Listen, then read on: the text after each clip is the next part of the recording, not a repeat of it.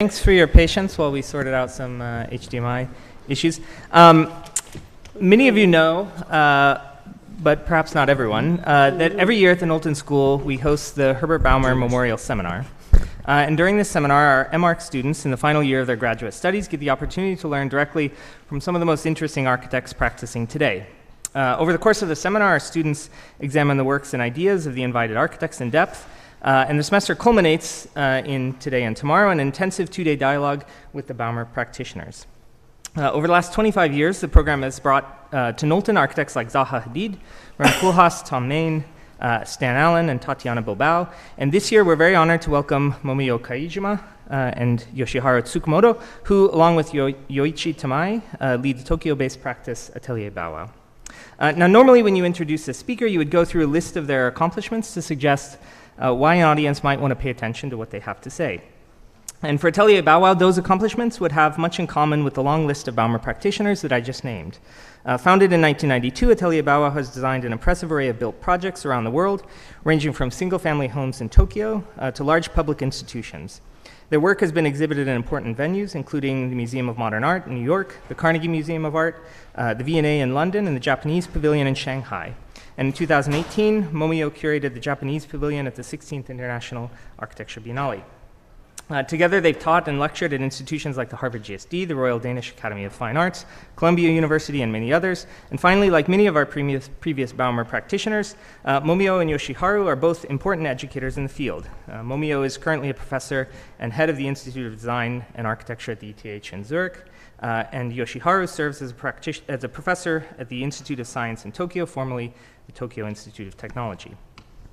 But what's most interesting, in my opinion, about Atelier Bow Wow and what came out in the conversations today, and the reason why I think we might want to pay attention to what they have to say, isn't what they have in common with these other practices, but what makes them unique. To my mind, what makes the work of Atelier Bow Wow unique is the scale and the intimacy of their attention. Their work and their ideas are born out of a kind of relentless observation of the dense networks and of connections that comprise everyday life. Its quirks, its subtle humor, its ingenuity, and the improvisational ways in which both architects and non-architects modify the world around us in order to make living together possible.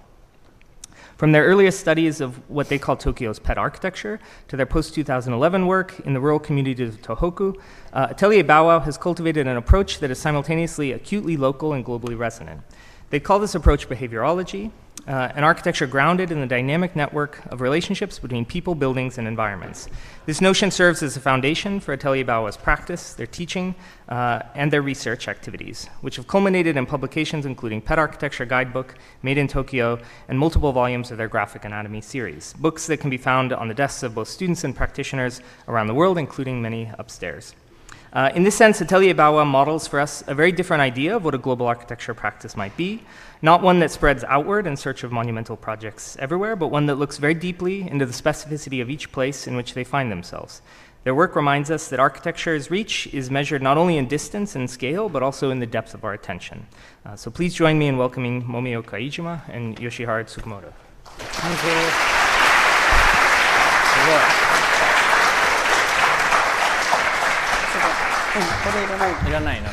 Thank you very much, Curtis. So great introduction. Unfortunately, my voice is broken. So 3 days ago, so a bit not so nice to listen to my voice. But hopefully, so my voice can be okay. Thank you. Today's lecture, so it's maybe you are younger generation. That's why. So we try to a little bit introduce what Atelier Bow Wow is. Atelier Bow Wow was founded in 1992, so with Yoshi and me, and also now the Yoichi is coming in 2015. Yeah, Curtis already mentioned that we studied to the small single family house in central Tokyo, and then after, so we slowly to go to the public space, and then some station, and also Station Square, and also there's some art museums, opening spaces. So we also work on the several public space. But the tendency, so recently, so we also shift into another kind of project. So this evening, so we could also share the new territories of the Bow Wow project. And then what is architectural behaviorology? So it's an investigation of the form of architectures. How to read the form, how to read the figure. So that also that we could understand through the nature of material or climate, or maybe human or non-human usage, or maybe building typology in last different centuries. So through this kind of understanding of the form, so Atelier Bow Wow also coming from Tokyo. So Tokyo was also totally so transformed the last 200 years. So we try to understood what is the most applicable form today, but same time is also related to what is the historical Japanese architecture context. So that's why we try to find out the importance to what kind of form meanings in today's. Hello, and so yeah, these are the books based on the ideas of behaviorology. So starting from architectural behaviorology of 2010, investigating nature, material, climate, and then human behavior, and then building behavior. The behaviorologists try to synthesize all these different behavior in one physical entity. I have used ChatGPT to answer that. You can Good. And then the right books is commonalities. These books investigate production of behavior in the city, especially in the public space. And then the commonality of behaviors, and then third is relational space of behaviors. So rather than imagining the space as a kind of enclosure, but we are trying to imagine the space, urban space occupied or appropriated by the bodies of the people who share the same type of behaviors. And then the bottom 4 books is about windowscape, and then it's window behaviorology. We investigated many the windows from in different places in the world. And then first one is about window behaviorology. We just collected the interesting windows in different places, and then withdraw certain concept from them. And then second is repetition of the windows along the street. And then third one is windows in the working atelier, kind of a craftsman's workplace, how window can work together with craftsmen. And then the fourth one is window behaviorology in Nordic architecture. So Nordic architecture, yeah, we focus on the early modern Nordic architecture, which experience encounter of ethnographical network and industrial network, and then how architects try to challenge to develop, to be inspired by these frictions. And so the window behaviorology is we are very much inspired by 2 different windows. One is by Kahn, Fisher House, and then which try to articulate the windows into something for eyes, something for wind, something for sitting. So they are articulated based on the different behavior around the windows, but reorganized as one window. And then right side is windows appears in the Tiffany, the breakfast at Tiffany. So なんだっけこの人 Audrey Hepburn shows her vitality to violating the border between inside and outside on sitting on the windowsill and playing guitar, and then telling how she is energetic. Yeah. And then we did a kind of study, visited many cities along the coastline of Eurasia continents on the southern continent, coastal lines of the Eurasian continents, and then we did always this kind of field notes, and then we redraw it in a section isonometric with dimensions, and then taking photo from inside and outside, and then we interviewed the inhabitants how they live together with this window. This is, we named several windows based on the concept with Rome. It's called the sitting window, so from Turkey. So this window reflects religious canons of Islamic society, that women doesn't show their faces to the public. So, and then second is, this is windows in the window. It's from the Procida Islands in Italy. And then the big openings in the arch shape is window for the fisherman's husband who fish who works on the boat during the day. They can recognize their own house with color and this opening. But the actual windows for living is integrated within these big windows, like small windows and then entrance windows, entrance doors. So it's called, we call this windows in the window. And then the collection, the repetition of those windows also forms very interesting streetscape. This is the case of the Procida.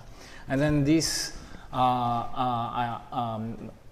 we did this repetition of windows study of the repetition of the window in the second edition of Windowscape. Yes. Yes. So this window research. So when I started to teach in Switzerland, so in 2017.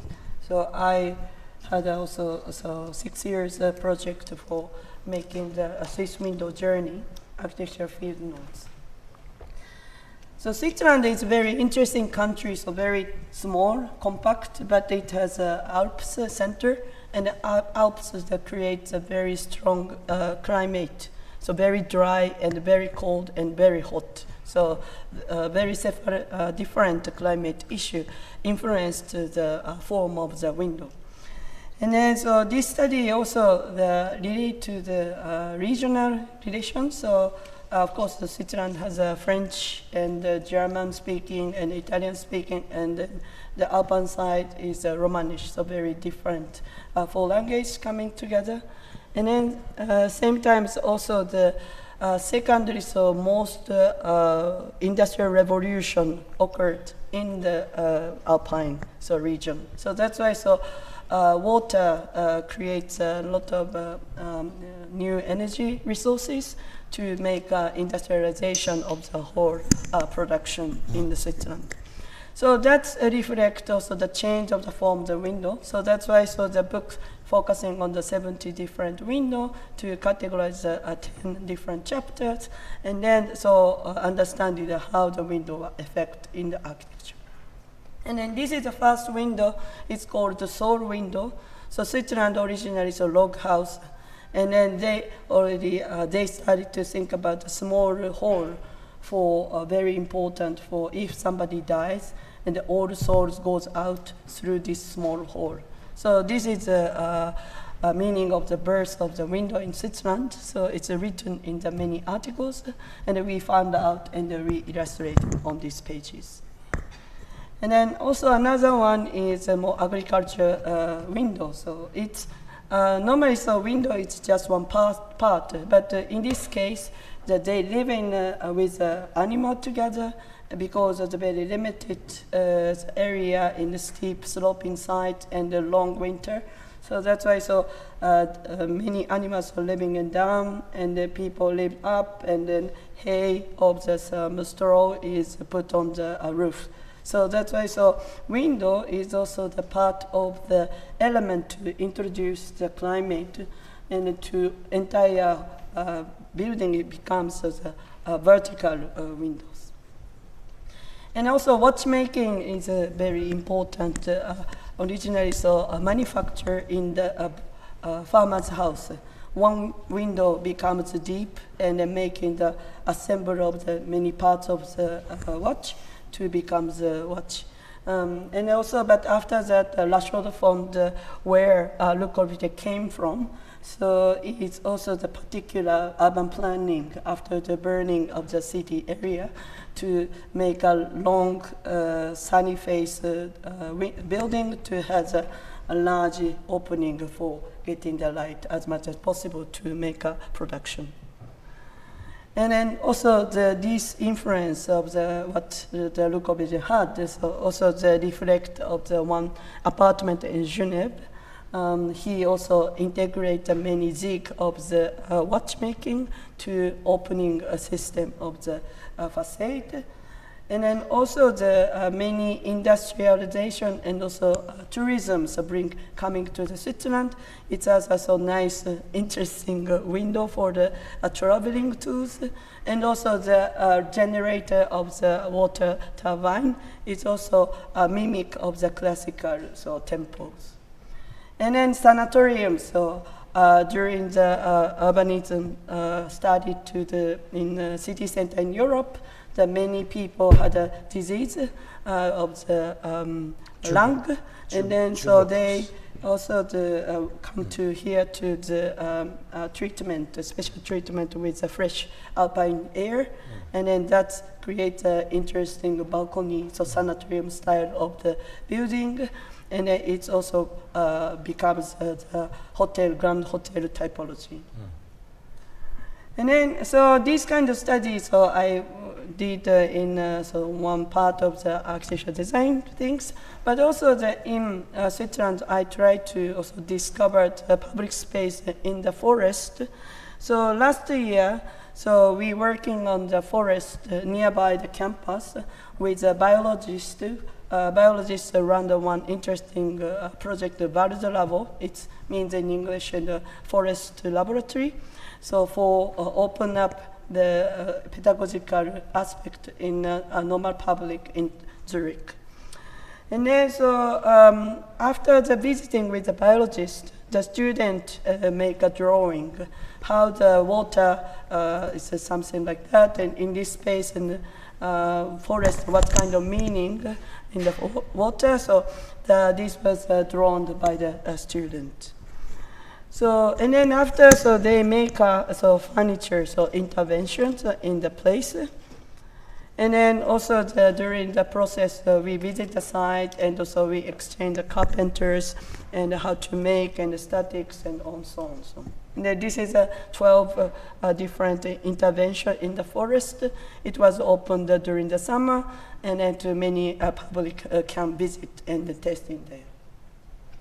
And then also that we parallelly to ask the student after the complete of the project how they understood the building, so by the drawings. And then also the process of the study or process of the making the building, their understanding also can be represented as a report of the drawings. So this is images of what they promote by the project. And then, so that's also, it was done by the students group.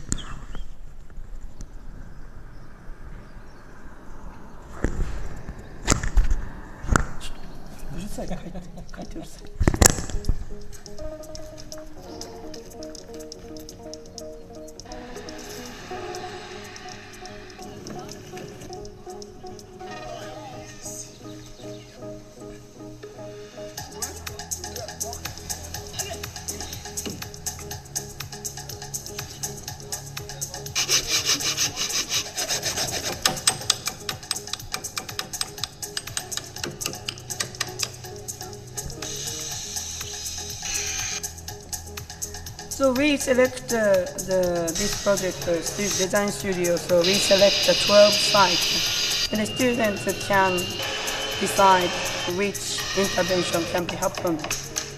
Last year the topic was water, so that's why, so in this case they focusing on the bridge, existing bridge, and the old structure were hanging from the main bridge.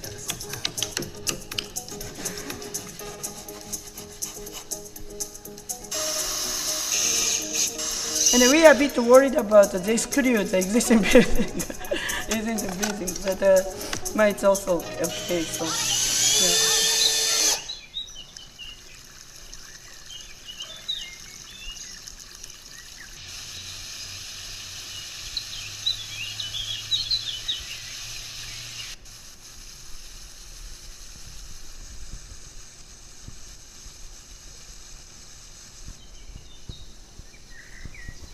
yeah. And through these projects, so the students can understand what is the meaning of the foundation.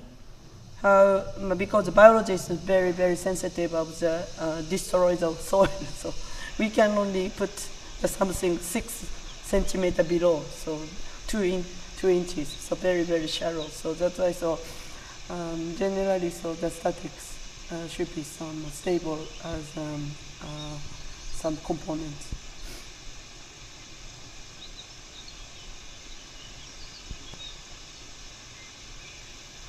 But maybe so as a behaviorology point of view, so the hanging of this sculpture or this installation, so we feel very different experience. So the water much more close to the under the bridge, and also breeze, and all the valleys or containers a lot of wind channels. And then the next project, it's called Momono Village. So 2011, so we had a very big problem, earthquake disaster in Japan.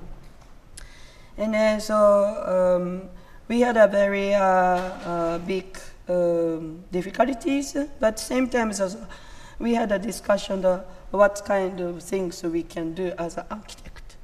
And then 3 days after, so there is we established one architectural network through the existing soccer network from the architect, and then so to make some sharing the platform to support some difficult municipality to collect local voice to make a recovery plan. And then we went there, but same time we had a lot of needs to them. So because the area is quite big disaster, and they need to clean up.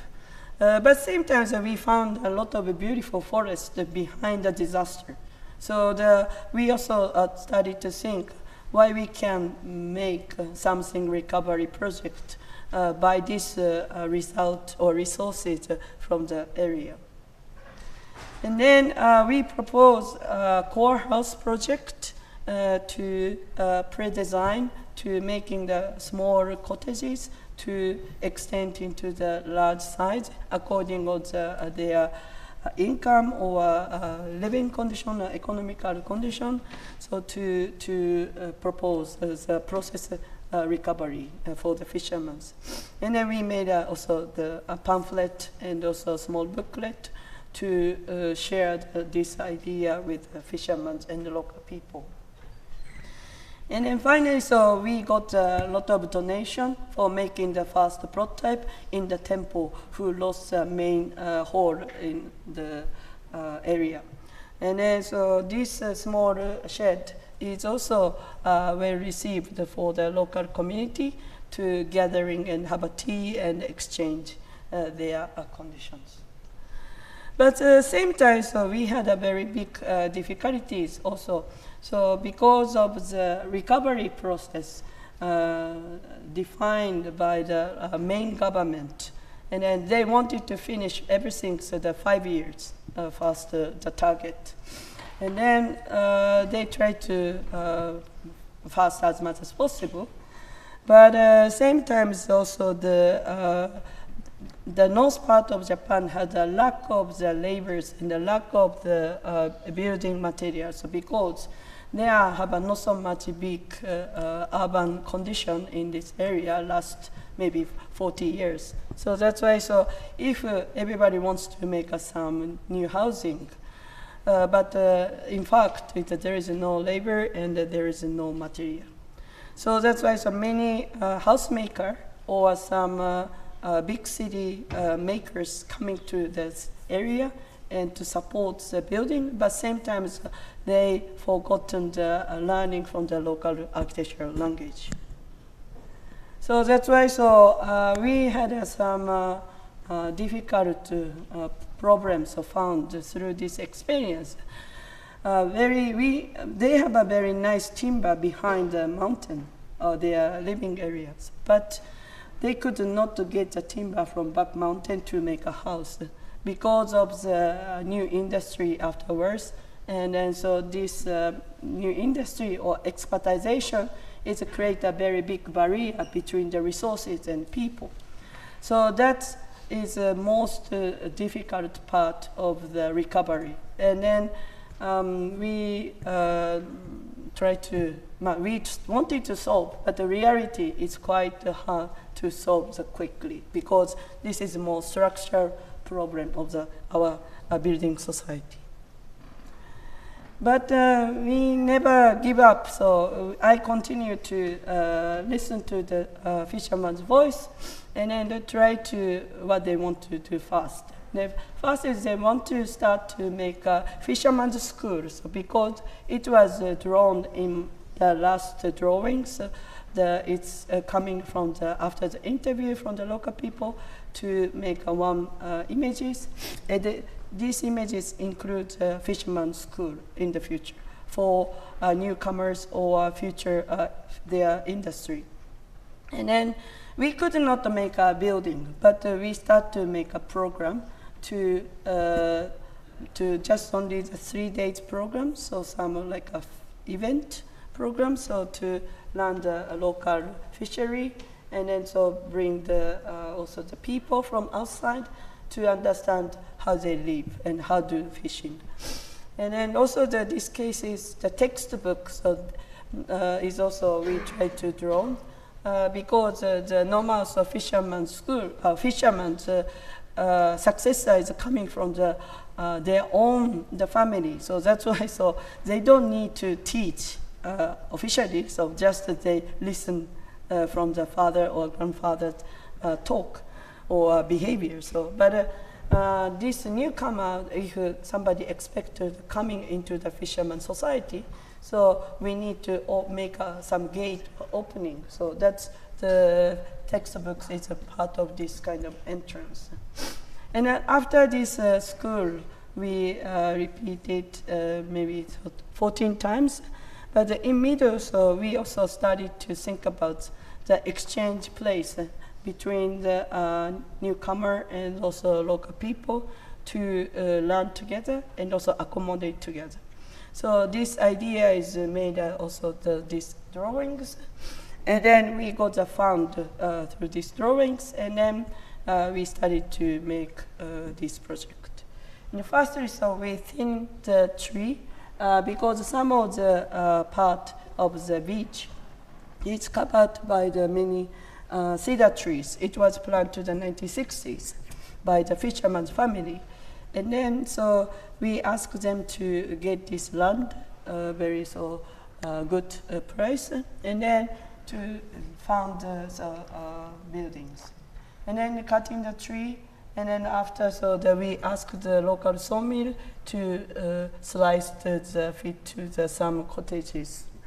And then also the old path, and then making the building process also done by voluntary and with my students and others.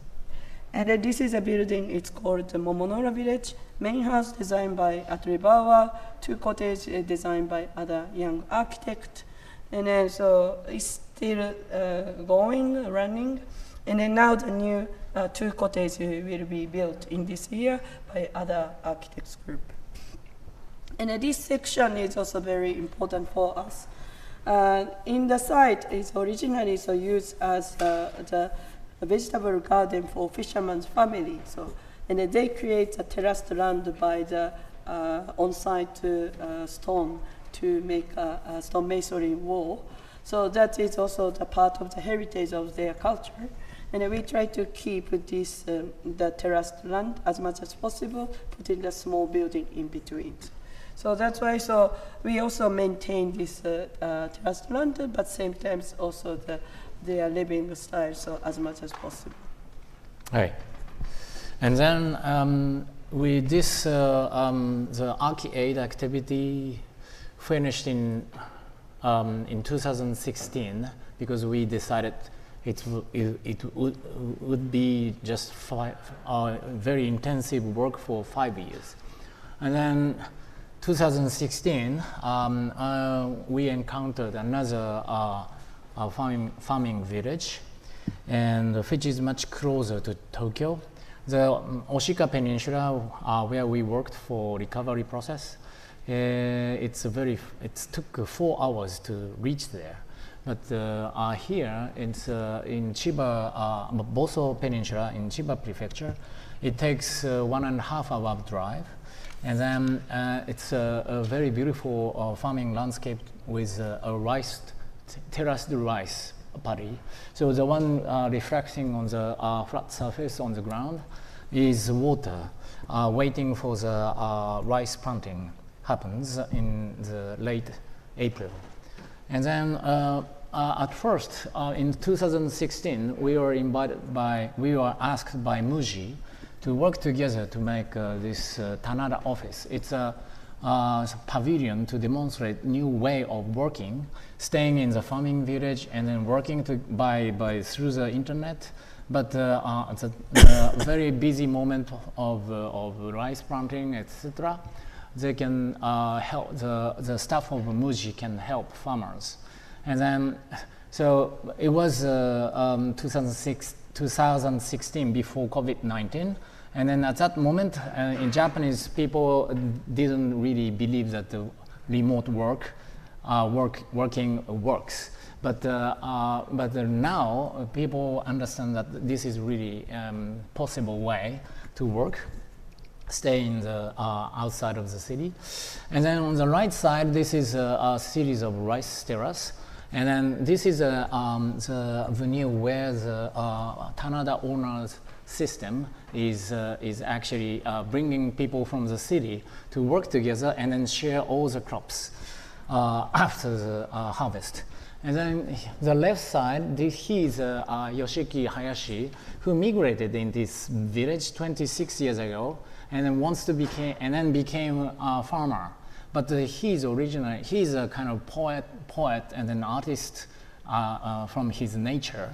And then he drew always these kind of visions about this village. He found this village as a living sculpture, and then working together with nature. And then this is really a beautiful concept. And then I'm very interested in his activity, and then work together for urban-rural exchange program. And then, so I became one of the owner of Rice Paddy, and then from 2019, and then participated into many different activities, like making soy sauce on right top, and then making New Year Days decoration from the straw of rice. And then on the bottom right, it is a charcoal kiln. So it's a kind of old techniques succeeded from the old farmers. And Hayashi would try to handle to the next generation, and then also the people living in the city. And then, but just after the harvesting of the first my rice harvest, a huge typhoon hit this peninsula, and then many houses were demolished, destroyed, or damaged by the typhoon. And then the house Hayashi-san was living was also damaged. The roof covered by the metal sheet were blown out, and then old such roof appeared underneath. And then we decided to renew this such roof through traditional thatching method. And then this means it's not just a renovation of old house, it's a revitalization of Satoyama, this kind of a farming landscape itself, because we have to grow the grass to re-thatch the roof. And then this is an area of view from 1975, and then this is the kind of density of the houses in the farming landscape. And then after starting this revitalization, in 1 year we collectively bought this Shita-san as a kind of to transform it into commons. And then we established a general association, Small Earth, to run this house as a guest house and community kitchen. And then it's renovated by my laboratory and my students, and together with visitors, frequent visitors to this village. And then Hayashi house is Yugitsuka on the top of the village. And then Keiji is another house which is another member of Small Earth, Mr. Fukuoka family, who migrated in 2019 at that moment. So we started improving the underground condition inspired by the Mr. Hiroomi Takada. He's a charisma of this kind of work, which is unseen from the ground level, but he has tons of imagination, and then also study about the underground conditions together with microorganisms and then water and then air. And then he gave us some method to make it to make underground condition better. And then because of the first issue we confronted to renovate this old house was super humid and then wet conditions on the northern side and the mountain side of the house. And then the house was very much deteriorated by this humidity. So we made a trench and then installed these piles of bamboos and powders of charcoals and dry leaves and straws to make a habitat of microorganism. And then it's invite the roots of vegetations, and then it transforms the structure of the soil more porous in order to let air and water can pass through. So then it becomes this part, it's the northern side of the house. It turns now into the stone garden, and then it's really changed the condition of the house. It's much better than before. And then the house was very much damaged, and then most of the walls are made by the traditional mud render wall. So we have also a back mountain, which has a bamboo forest. So we cut bamboo and then split them and to make a kind of lattice as a kind of the base of the mud wall. And then also we bring the mud, the clay from the abandoned rice field, and then mix with smashed rice straw, and then ferment them, and then it becomes sticky, and then we render again on the wall. So we basically learn from the house how to do it, and then apply same traditional manner, and then this allow us to find the materials from the field. We don't need to buy things from the market. This material procurement is really interesting to work in this Satoyama environment.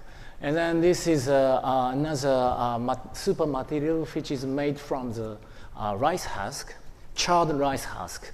So the right side, it's the scene of the production of charred husk. And then we install into under the wooden floor of a storage building, which used to be very stinky of the molds, but now it's really fresh. Air is very good, and then it works also as insulation. And then we renovated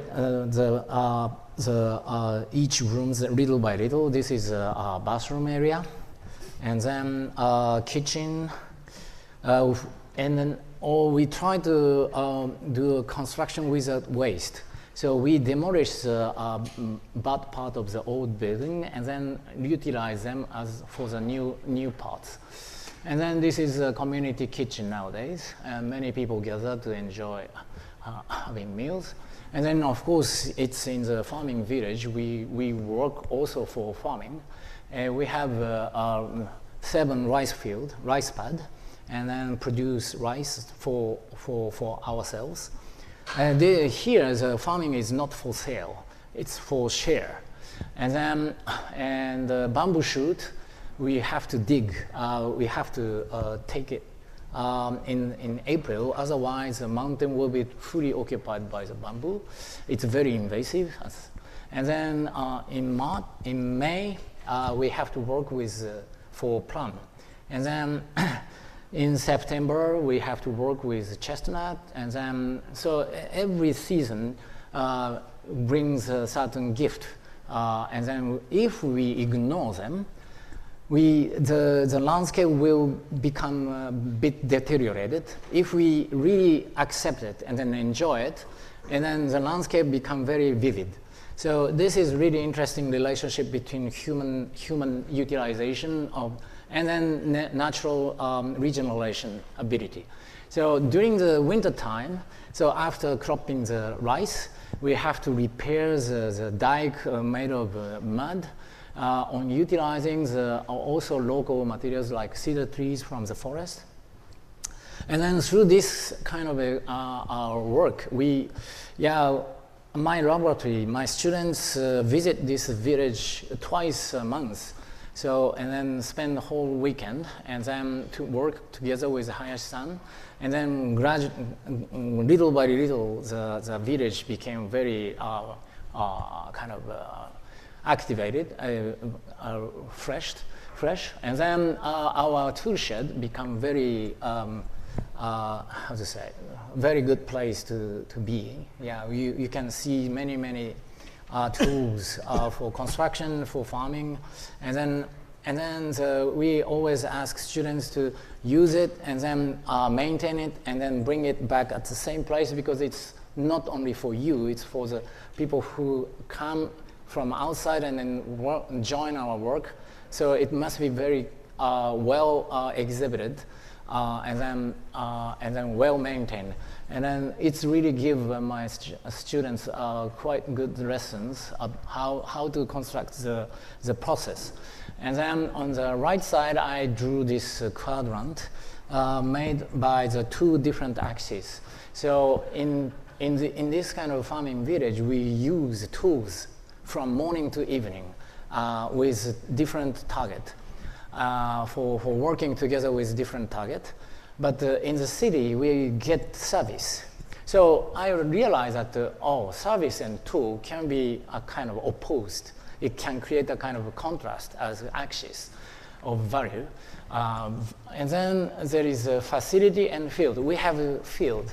We are too many rice paddy to maintain, and then forest.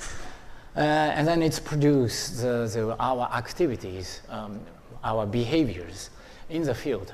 But normally in the city, our behavior is in the facility. So facility and field can be also kind of opposed, the contrast axis to form the axis. So if we make this quadrant, most of the 20th century lifestyles and then building types are in the first division, service facility. And then Satoyama, this kind of farming village, is on the third division, field and tools. And then, so how to bring this experience back to the city? Maybe it is, I found the idea of tool shed can be interesting to reintroduce into city environment again. So any kind of building types which was established in modern era, like libraries, museums, and schools, and blah, blah, blah, they can be redefined as a tool shed for people. This is new ideas. And then, so from 2021, we started the Sachin School and inviting Sagara Ikuya, who is a very talented young Satcher from Hyogo, from Kobe, and then working together with him.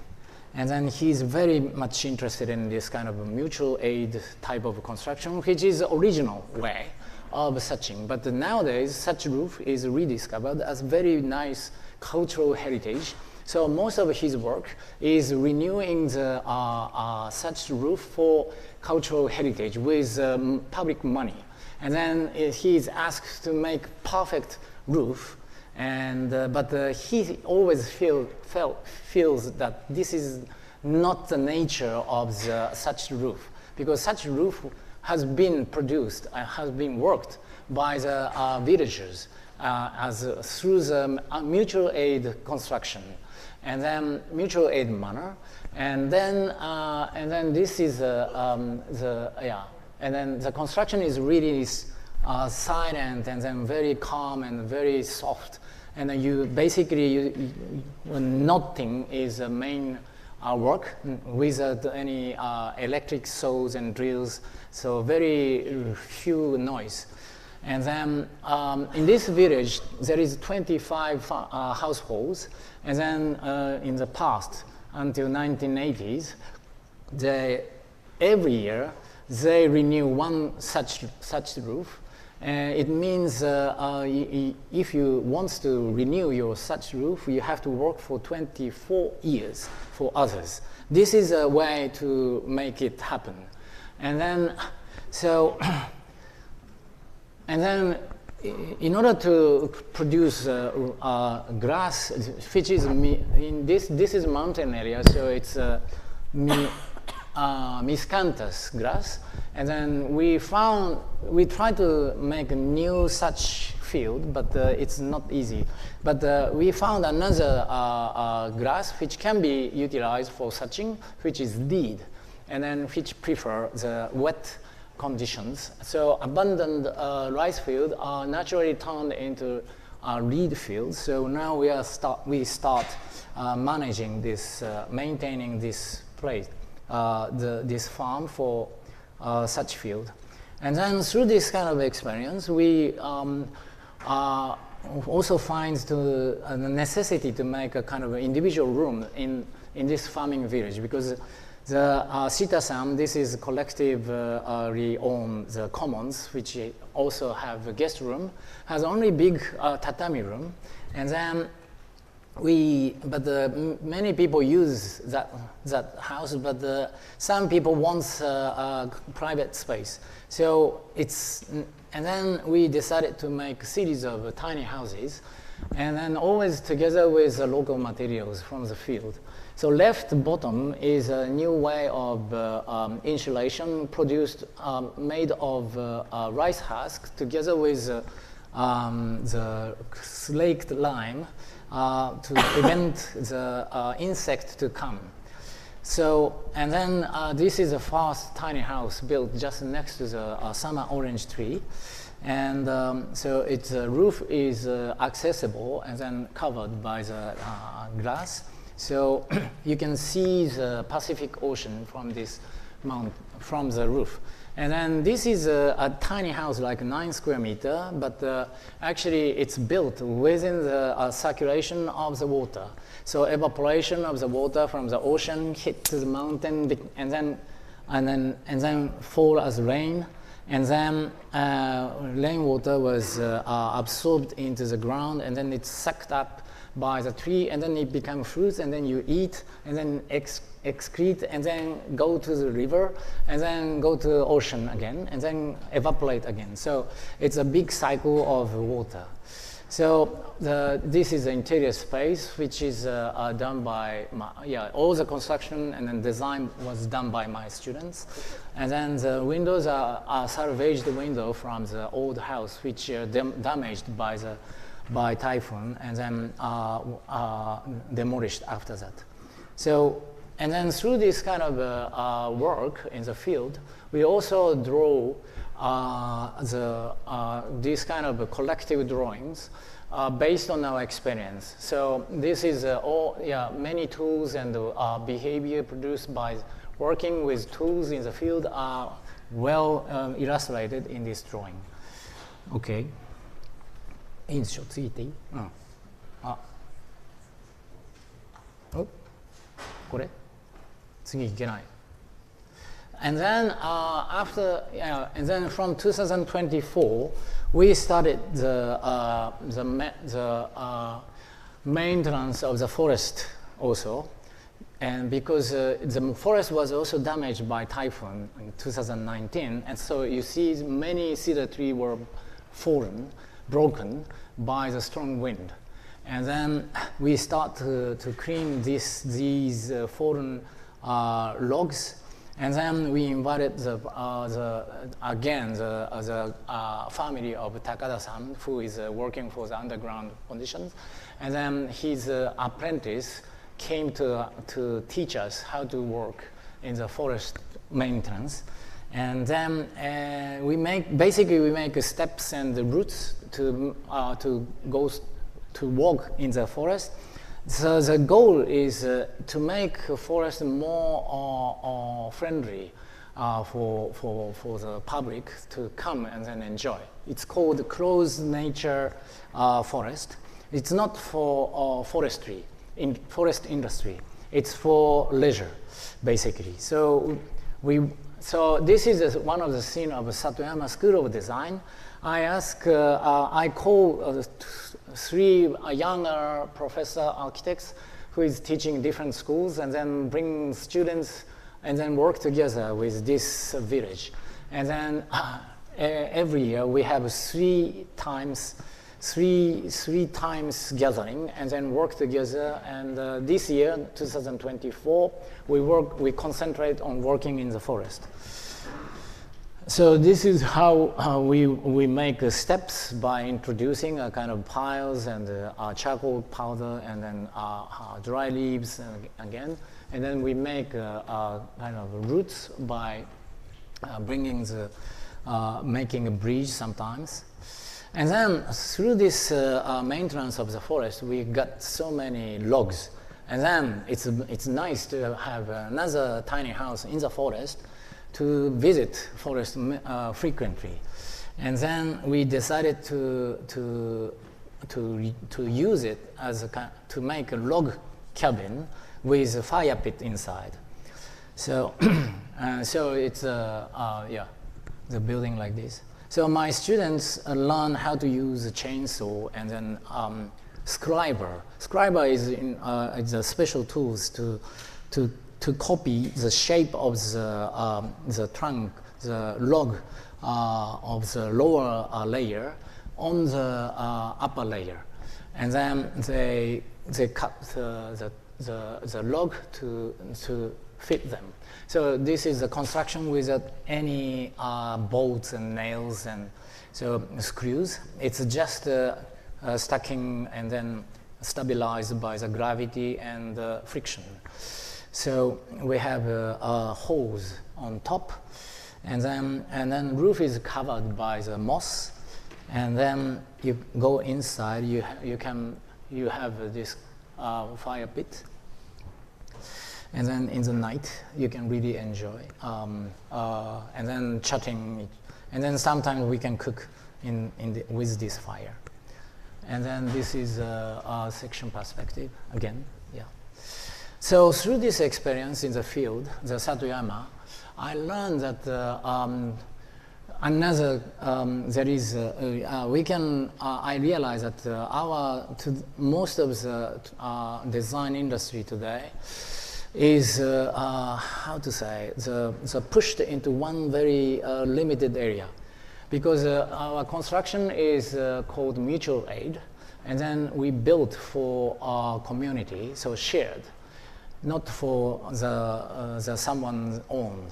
And then so there is a contrast, another contrast, owned and shared, and then mutual aid and then contracted. So most of the work of the architects nowadays is in the first division, owned and contracted.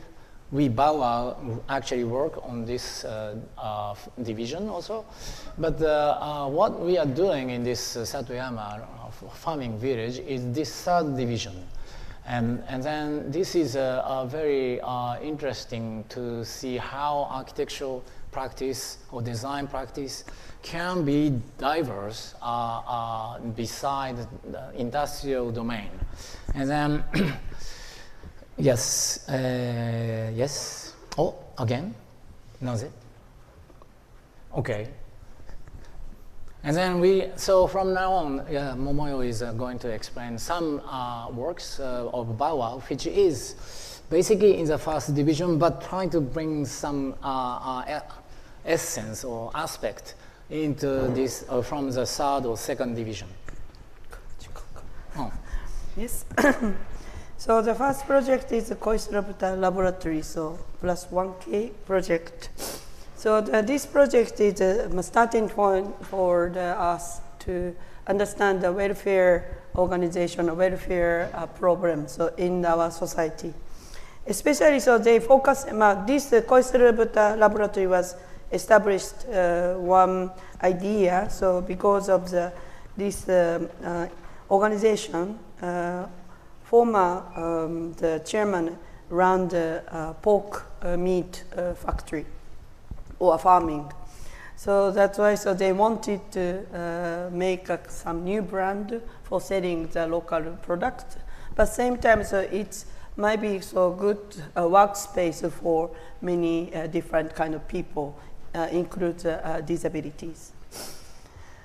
And then, so we were asked to design the building. So normally, so this kind of institutional welfare organization building is quite undesigned and then just square building. But they wanted to change this condition for workers, but for the people who coming to work.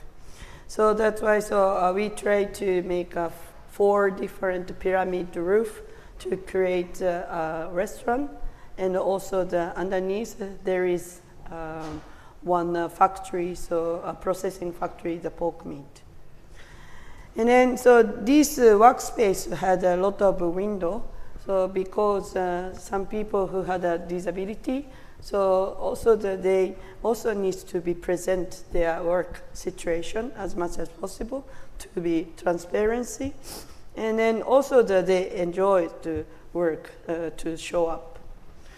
And then also another part of the job for them, also the cleaning is very important. So that's why all facility were always very clean for many people.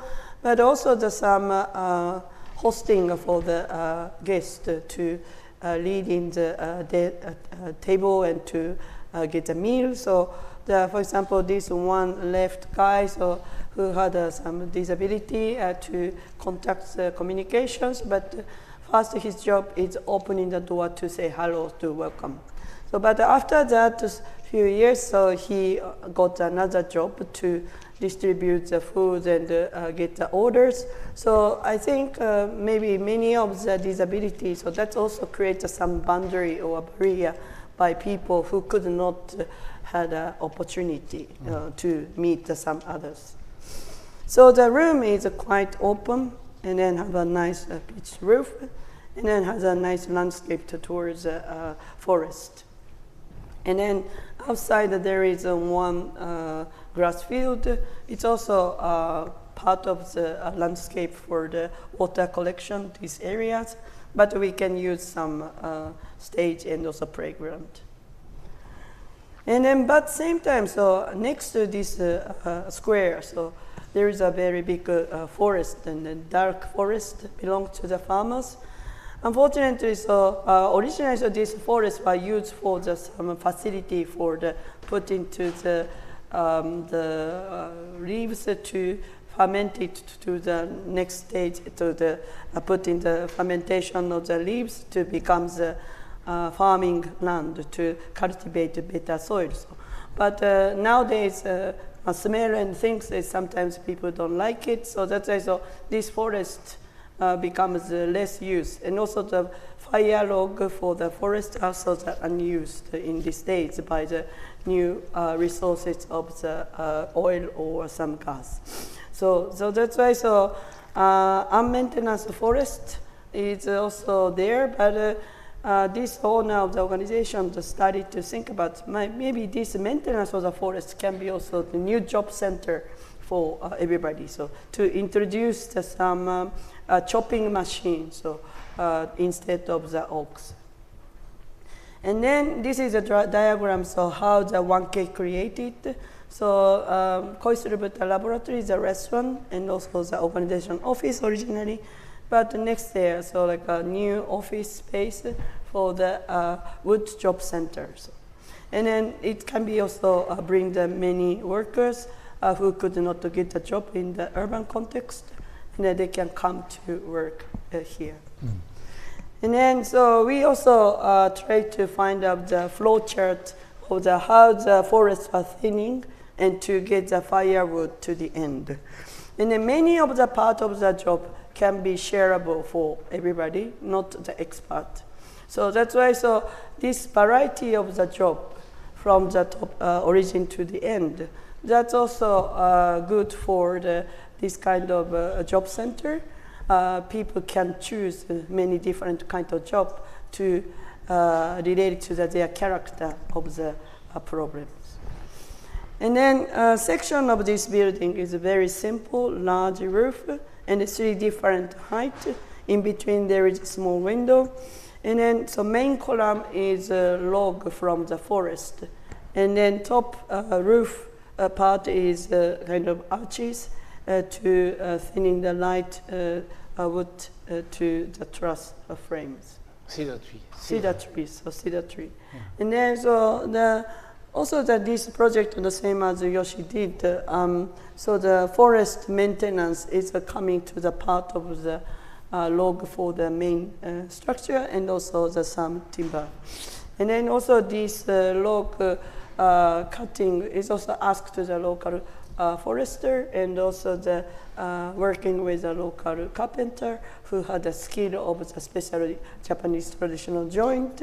So there can be a very strong role of this project.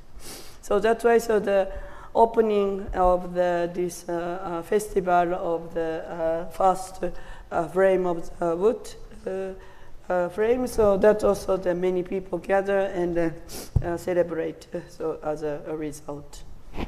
And then this is nowadays, so you can see the building, almost a gate for the forest, and in front many sweet potato field, and this sweet potato also produce many sweet potato, and then they can be also eaten and sold in a new organization, welfare organization for the agricultures. And the main room has a very big opening, and also it's kind of a lodger space for working. And then nowadays, if we visit the places, there's so many people working and very somehow crowded and very active, and then many dry wood is also stacking on the area. But also you can see also the another main building is here, so they can also very close to each other. And then now that we continue to another building, so this is original restaurant, and then this is 1K. But the third project, we make a sweet potato workspace with 8 cottages where people can stay with shabu-shabu restaurants, so meal. So that's combination also interesting. But mainly, so this cleaning and so support and also the hosting is done by also the people who had a disability. And then also same time, so they also focus on the recently, so who had a former prisoner, so who could not get the job right way. So that's why, so they also try to make a recovery for the prisoner to on the right way of the living status.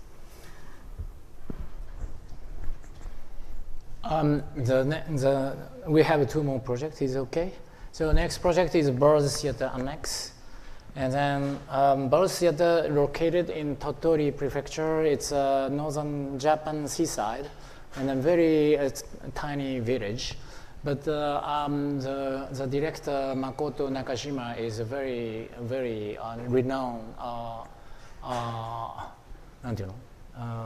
director, the theater director, and then he really runs this theater with a very different way from this urban context. So, and then our project, we had a kind of a small project together, and then we designed a stage set for open air theater in Tokyo for them. But this project is to replace that old school building which utilized for the storage for old clothes and workshop into new annex building. Because this is building, the theater is located in the old empty elementary school and kindergarten, and then the gymnasium of the sports gym of the school was already transformed into theater, adapting to the today's building code. But these old school building was totally out of the design code, and then we have to really and then it's still owned by the city, and then city decided to destroy this building because it's too dangerous. And then the theater obliged to remove all these their stocks, and then to find a new place to store those things. And then Nakajima-san asked us how to do it. And then I said, okay, let's do it. If you don't have money, but you have many skills. Yeah, theater people, they can build their stage sets, and then there is a specialist of lightings, and then also they can do a kind of the sewing and to make a costume. So they are quite skillful. So why not to make your own building by your skills, by utilizing your skills? So let's do it by mutual aid manner. And then this really fits to the minds, the spirits of this company. And then Nakajima-san was really happy to do it. So, and then he gave us the opportunity to draw the proposal, the possible scenario of the building. It's just a kind of a simple storage building together with a series of workshops, but visible from the citizens. Because for a long time, the theater stays here, like 10, 12 years, but always this kind of preparation aside were hidden from the citizens. But actually, it's nice to show their skills and the tools and the process of production of theater, and together with the stocks of the all interesting old clothes, etc. And then I proposed them to transform this annex as a tool shed of a theater, which also invite citizens to come and then work together. And then so this is a plan. It's the middle is the theater. The right side is all the kindergarten, which is utilized for the office, and then foyer. And then this hatched part with horizontal lines is a newly added annex building with this kind of shape. And then on the right side, it's probably it's very hard to recognize, but this is an image of old elements from the demolishing school, dismantling from the old school. So we collected, we salvaged the elements as much as possible and then apply again for new buildings. And then we also, we realized that it's nice to also involve the local forest union, and then we asked them to provide the log for the columns and main beam. And then I and Nakajima-san on the right side went to the forest to check which tree is most is a good one. And then on the right side, we also invite people to join this construction as a mutual aid. So based on this, based on the drawings, Nakajima-san start kind of fundraising, and then finally city and the prefectural government are helping him to apply for the central government subsidy program for farming village. And then And then we got the budget. But in this application, we declare that we will introduce mutual aid construction. And then we kept a quite small part, but still it's very important. We apply the same manner which we do in the farming village, the insulation with rice husk. And this is a kind of a loggia space in front of the building, connecting the old part and new part. And then you see the interior space, they are all workshops, which used to be closed and hidden. And then the light opening is a cafe, so where people can come. And then also on the upstairs, there is a tatami room. And then there is a kind of international event inviting Chinese and Korean theater companies to play together every year. So probably they can stay there also. And then, and then this is the main room, which you can see all the stocks for theater play. And then you can really enjoy imagining to change your identity by changing the clothes. Yeah. So it's already without scenario, but this room is already kind of a sense of beginning of a theater play. So the windows in the tatami room on top is salvaged window, steel windows from the old school. Yeah, there are many small elements which reminds the old school. And then this is the day of the opening. Okay? みんなでもっと盛り上がる未来に向けて鬼の劇場出発進行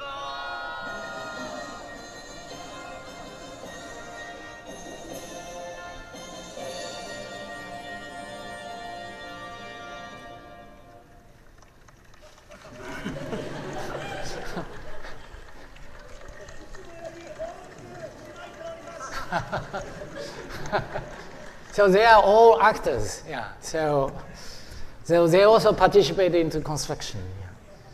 So next project is alternative school, where for the kids who has a development disorder, and then they can't go to the normal school. So they can't really stay in the room with blackboard and then teacher on the front side, and then sitting on the same directions together with other students. And then the recently Sapporo in Hokkaido city government made a new rule that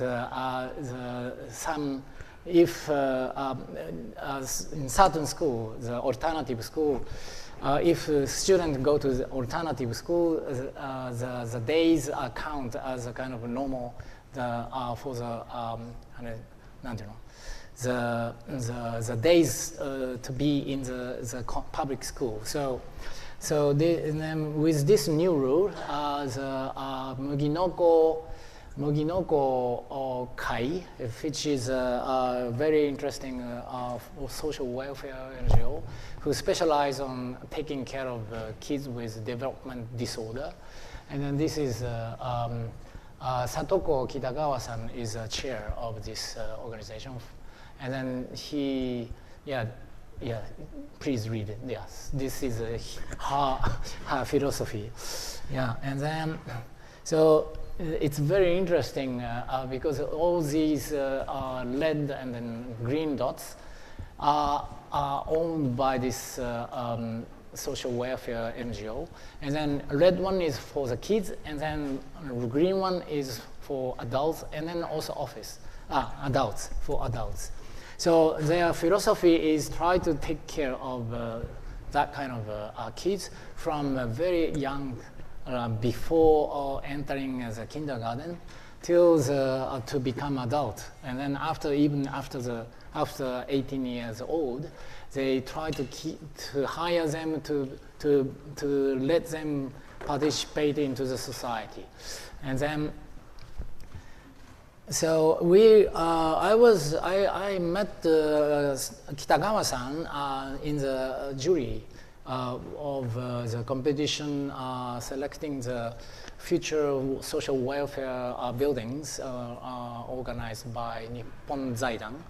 And then she found that her new building on the left top doesn't have any ideas of design, and then she felt a little bit shame. And then he called me, and then we almost finished the building, but we have a bakery on the ground level, and then please design the interior space of the bakery. And then I said yes, and then we did this small work for this organization, and then they really like it. And then we have the chance, they continue to ask us to design this alternative school. And then we visited existing one, which was in the normal house. And it's very interesting that there is no blackboard. And then a teacher brings a textbook or picture book on the floor, the center of the floor, and then kids gather around the book and then talk each other and then chatting each other. This is a very interesting way to teach in this type of school. So the normal school with blackboard and the same direction of the chair and tables, watching to the teacher like today, is almost a military military mode of teaching. And then so this alternative school must be very different. So we discussed, okay, we try to give a square classroom. And then if we bring the textbook in the center of the room, it could be kind of octagonal. And then we propose this series of octagonal rooms connecting each other and then having openings on the lateral side and then making a kind of a long connection between rooms in lateral directions. And then they like it, and then we develop further with more details of the activities and behavior of the kids. And then there are, in this section, it's a bit difficult to understand, but it's cut in diagonal. So the structure looks very strange, but it tells the relationship between rooms. So we have a classroom, a lunchroom at the bottom, and then also an entrance hall in the middle, and then a multi-purpose room with a high ceiling where people can run, as kids can run and play with balls. And then second upstairs hall, and then open terrace, outdoor space with opening on the roof. Since Sapporo has rain, snow in the winter time, so kids can also play with snow, making a kind of snowman in this terrace. And then, so this is models. And at the beginning, we imagine, okay, let's make a very colorful building in the winter snowy landscape. And then, but finally, we use the colors in the interior space for framing of the frames of the windows. And then this is central part is entrance with 2 stories high, which works as a winter garden, also a sunroom to gain the winter light, winter sunlight as much as possible. And then this yellow furniture is a washing table. And then they arrive here and then wash their hands and then go to, on the left side, it's a lunchroom. And then on the right side, it's one class. And this is a lunchroom. And then this is a playroom. And then the staircase is go out once outside of from the window and then coming back and then to reach the upper level. Yeah. And then this is a view of the main hall, entrance hall. And from outside, it looks like a kind of overlay of many different windows in different angles. So you see the rooms, the one classroom is divided by 2 domes. And then the sliding doors is installed. You can divide these rooms into two, and then doors are always stored in this triangle part. And then triangle part is actually works as a calm room for some kids to become a little bit panic condition.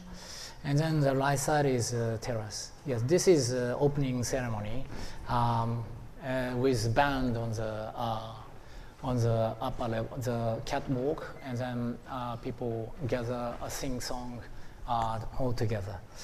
Okay, and then this is exterior appearance. So the building has this cut corner, and then this also gives multiple direction openings towards outside from any place inside of the building, which create a kind of interesting transparency in the building, although the building has enough amount of the walls. Okay. So this is a kind of conclusion of our lecture. Sorry for a bit late, but hopefully we could finish soon.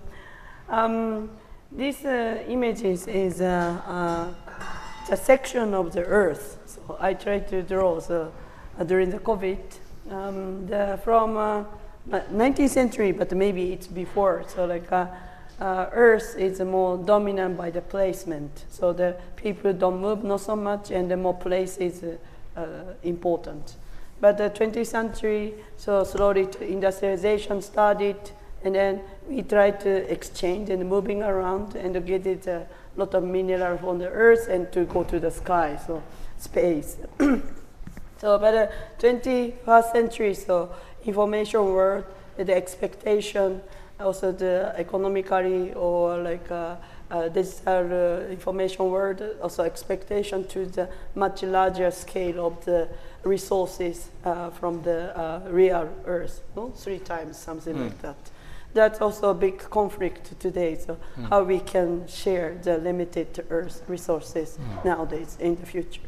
So that's why, so maybe we need to think about how we can share, so this small territory, and also we need to a little bit give up to the go to everywhere, so more create some very good center or good neighborhood for livelihood.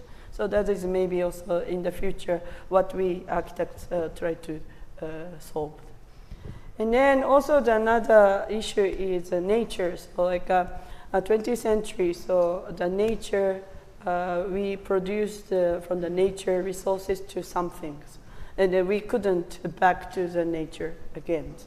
But Kohei Saito, so the Japanese philosopher, young philosopher, he also proposed us, why not do reproduction? So to maintain the nature through the reproduction. So I think architects and maybe Atelier Bow Wow are very interested about the reproduction of the nature of society, what we can reach in the 21st century. So that's reason, so the drawing and the understanding and the embodiment, and then so slow down to think deeper of our culture. So that is very important for our attitude. And then so I'm very happy to share today and tomorrow, so with the conversation with you. Thank you very much. Thank you.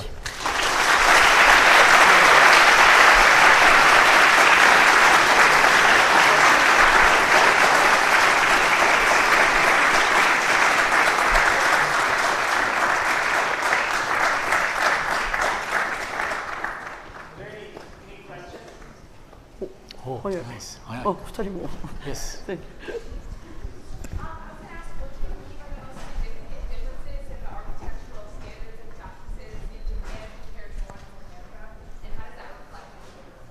Sorry, I couldn't hear. Can you? or microphone.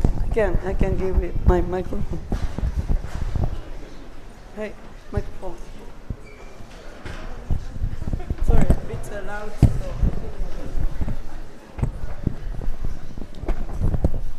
I said, what do you believe are the most significant differences in the architectural standards and practices in Japan versus America, and how do you believe that that is reflected in your work and teachings?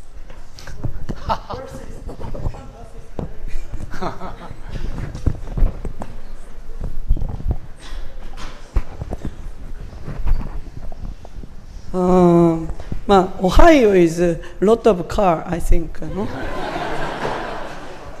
It's a very different scale of, I think, thinking of the lifestyle. So, actually, we Japanese construction industry were very much influenced by American construction industry after World War II, especially.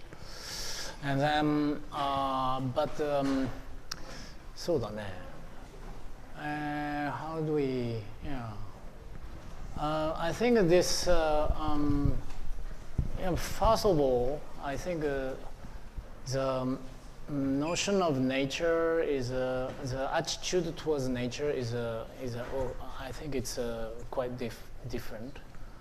And then also the available land for living is also different. We Japanese have the 70% of the country is mountainous and then covered by the forest. So it is we are living in 30% of the surface of Japan, and then then there is a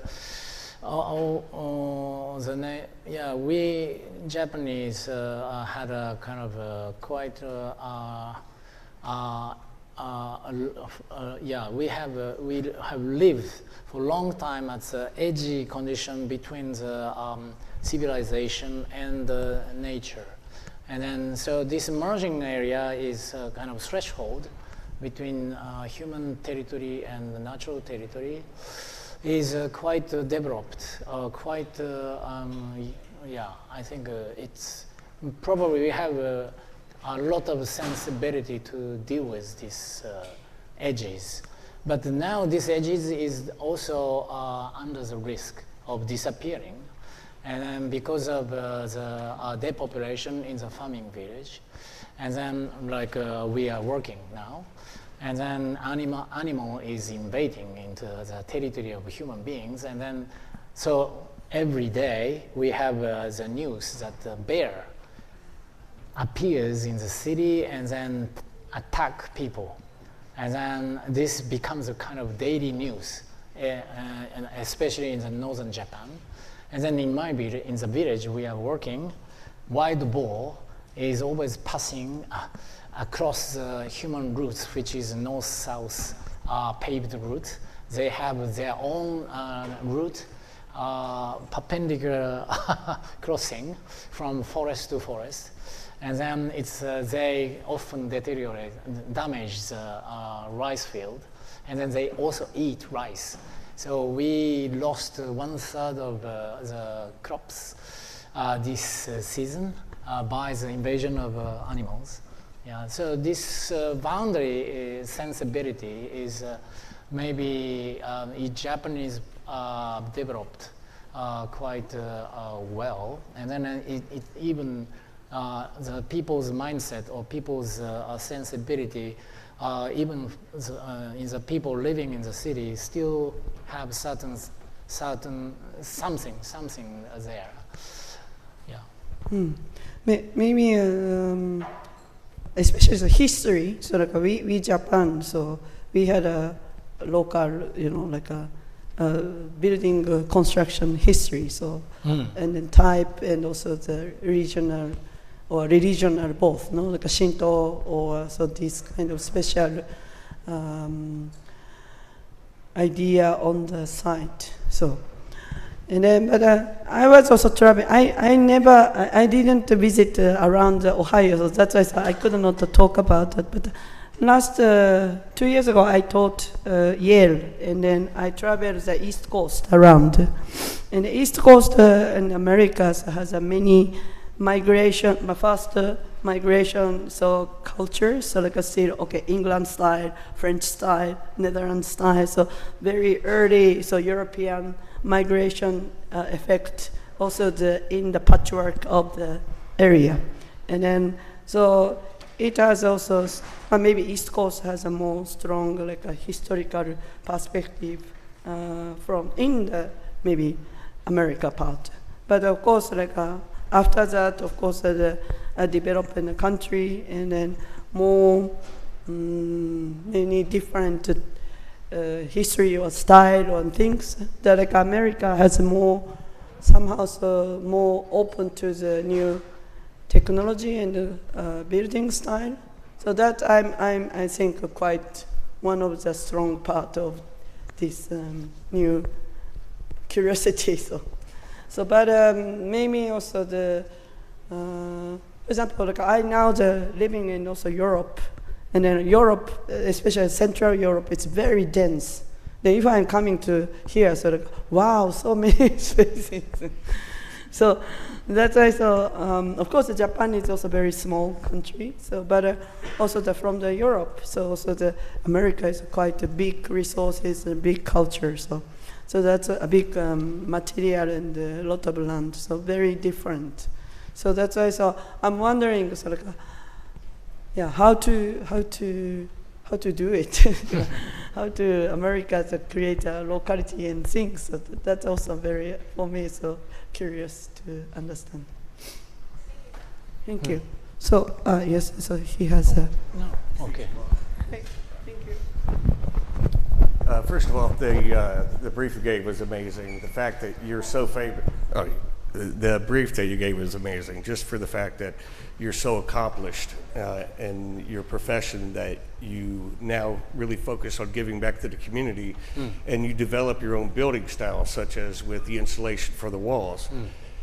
Due to population growth and the things you were talking about, do you see a change where you're now maybe starting to dig into the earth, build basements or under parking garages under houses as a different way to build in Japan nowadays?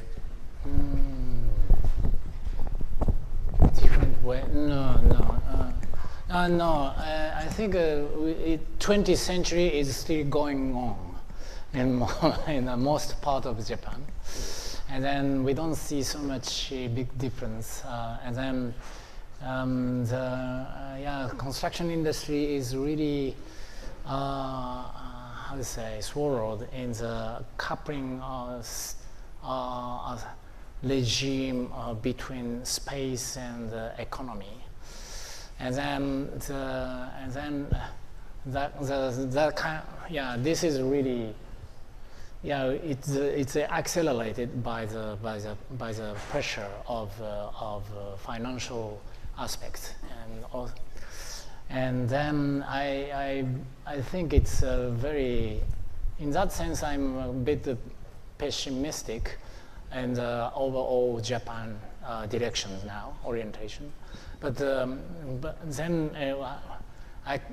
I still don't give up to create a kind of alternative within this system.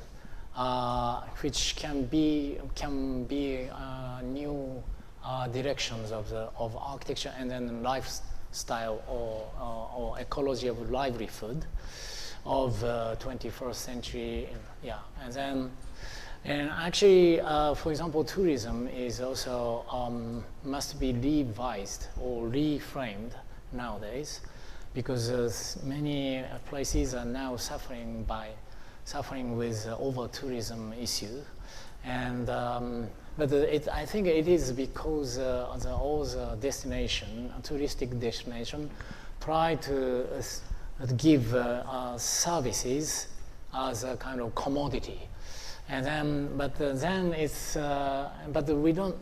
this is really tiring for the people who are living there, and then over-tourism really destroys living condition and the landscape sometimes. And then I think we have to stop it. And then I really like to introduce a new way of traveling, which is inspired by pilgrim. So staying with people and then doing together with necessary things to maintain the place, for example. For example, when I show you our activity in the farming village, we accept many people from outside, but we don't serve. We don't give service. And we always agree with the visitors that we don't give service, but we stay with, and then you do what we do for maintaining our village. And then they really enjoy it. And I think through this kind of activity, gradually people can understand this today's mainstream would be wouldn't have a kind of bright future. And then so I hope we can continue this activity to make things happen. Yeah. Thank you. No. So on your presentation, you showed that you use a graph to develop what to build instead of using a graph to discover what the form of a building should be. So I guess my question is, how do you use the graph to develop the idea of what to build in those areas, or figure out which ones are polar opposites of each other to Graph? Quadrant. Quadrant. Huh? So this diagram. Diagram. Yeah, you use the graph or diagram. Diagram. Yeah. Okay. So it's to clarify what came to our mind through the experience of working in certain conditions, and then. Yeah, I think the manner of finding the contrast against kind of already undoubtful premises of the society, for example, contracted work by architects and then the contractor is a kind of a major way to make a new building, for example, and then most of people believe that this is the only way to build new building. But so the premise-wise, the contracted is locked in our society.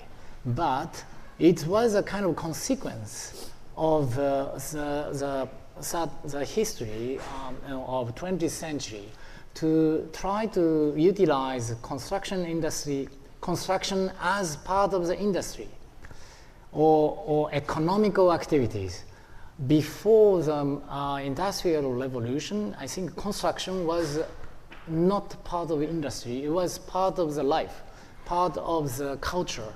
But it's turned into industry in 20th century. And then also the making a new city became business after 1995, for example, when the internet banking was open, was allowed to the public, and then investment went to the field of making a new city in underdeveloping countries, and then so these kind of premises, which is locked in our society, should be critically investigated and then examined by bringing a kind of another word which make clear contrast.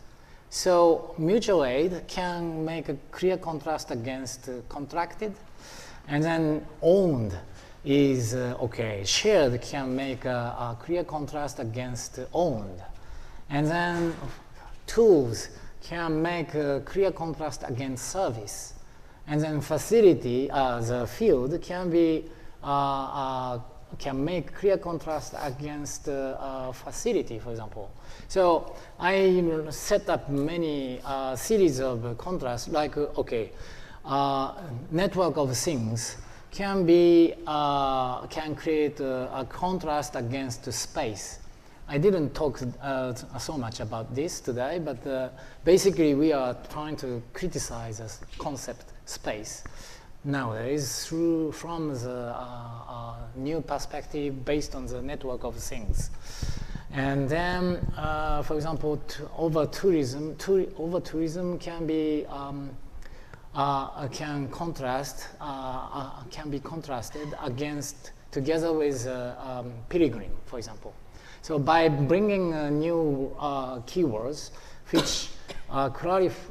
which examine the concept or premises which already locked in our society, I think it is a way. I found it's an interesting way to find the alternative directions by setting those new words, and then it can be, if you follow this set of words, and then it can be a different society, different world, beside the today's world, which is locked in with those words. Like maybe it's positioning. So like a positioning, we try to understand what we are doing with positioning, mapping. So the position is also we need to access. Basically, so small and big and large and something like a simple access also exists. But in today's case, it's more like what is the meaning of the architecture? So how to build the architecture, more contractor, special expert making the building, or community-based making building. So how to make a building, and then more like another axis. And then we plot into our things, and then to imagine how other cases there. And then if we found some lack or vacancy of the mapping, maybe why. So we reconsider our position.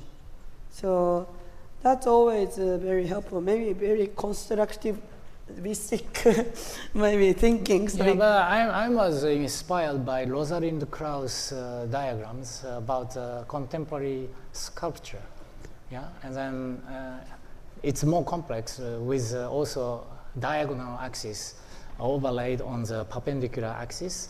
And then I found that's a way of constructing the critical argument is very interesting. So I'm inspired by Rosalind Krauss, that one. Yeah. Yes. Is okay? Thank you. Thank you. I see some. Oh, yes. But maybe, can you come? Sorry. Oh, yes, nice invitation.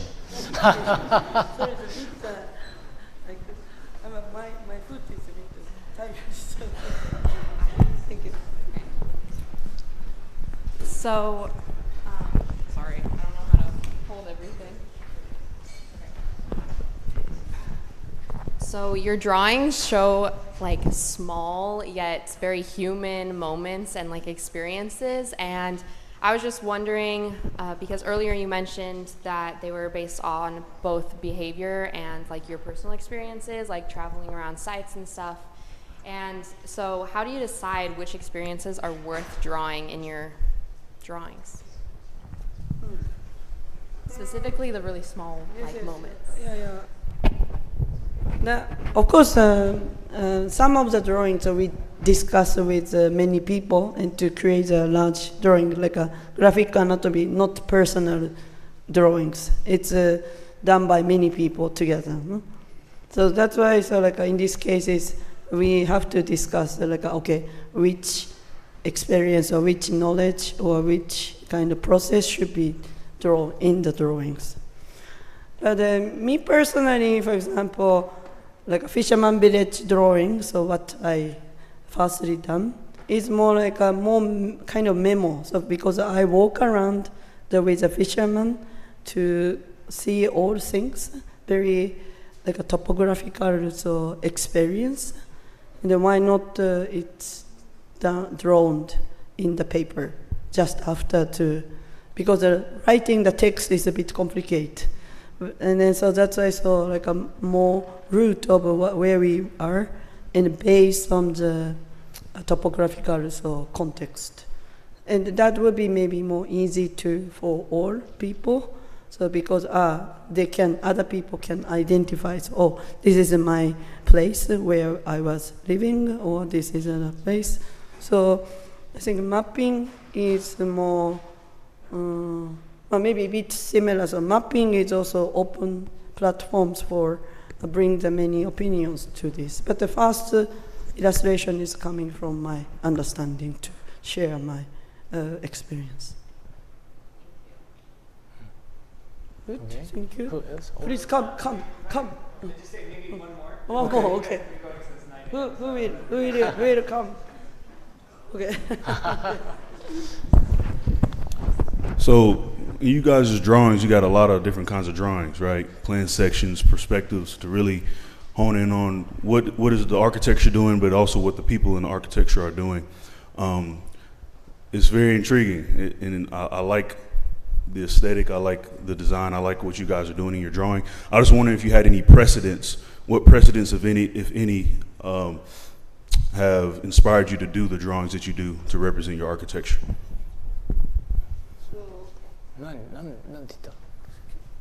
Can you a bit simplify? So what inspired you to, is there any other architects, any other drawings that you've seen in your practice that inspire you to do what you do in your drawing?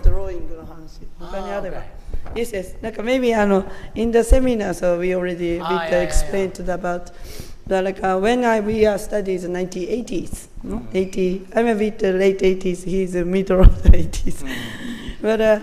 That period is quite fascinating. Drawing comes up to the many architects, because before the computer drawings, like America also had a lot of important and strong drawings. But at the same time, it's also in Japan also Arata Isozaki or Tadawando. So every architect has their own strong expression of the drawings. That is a normal, quite normal representation of the statement as an architect. And then so that's why we love, we like also that we try to make this kind of drawings in the future. But it's interesting also the firstly, so what we made in Tokyo. This is the moment of the computer coming into as a student. We won the competition, and we buy the first Macintosh, very expensive. Yes. And we install the Vectorworks and to study to make computer line drawings. And then this is also interesting to also provoke to we give up to the symbol, or signature of the architect. So drawings, like other architect, Tadawando is always like a very Tadawanda's style drawings. But computer drawings makes us also a bit free from this signature or master architect style. So.